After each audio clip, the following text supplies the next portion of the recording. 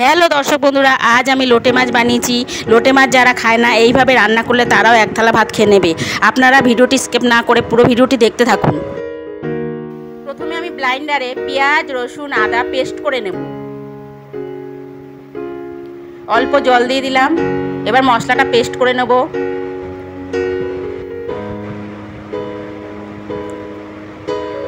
এবার গরম তেলে গরম মশলা দিয়ে পেঁয়াজ কুচি দিয়ে আমি ভালো করে ভেজে নেব। এবার ওই তেলেই আমি পেস্ট করা মশলাটা দিয়ে দিলাম।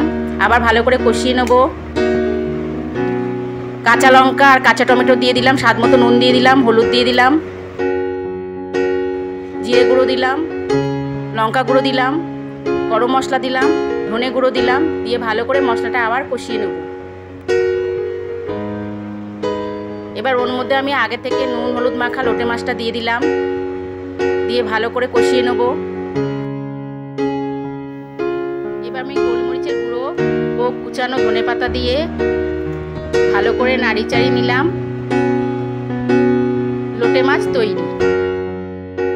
বন্ধুরা, আজকের লাঞ্চে আমি ভাত দিয়ে লাল শাক, ঝাঁঝালো পার্শে ও লোটে মাছ শসা লঙ্কা ও পেঁয়াজের সাথে সার্ভ করেছি। বন্ধুরা, ঝাঁঝালো পার্শের রেসিপি দেখতে চাইলে কমেন্টে জানাবেন ও সাবস্ক্রাইব করে পাশে থাকবেন। পুরো ভিডিওটি দেখার জন্য ধন্যবাদ।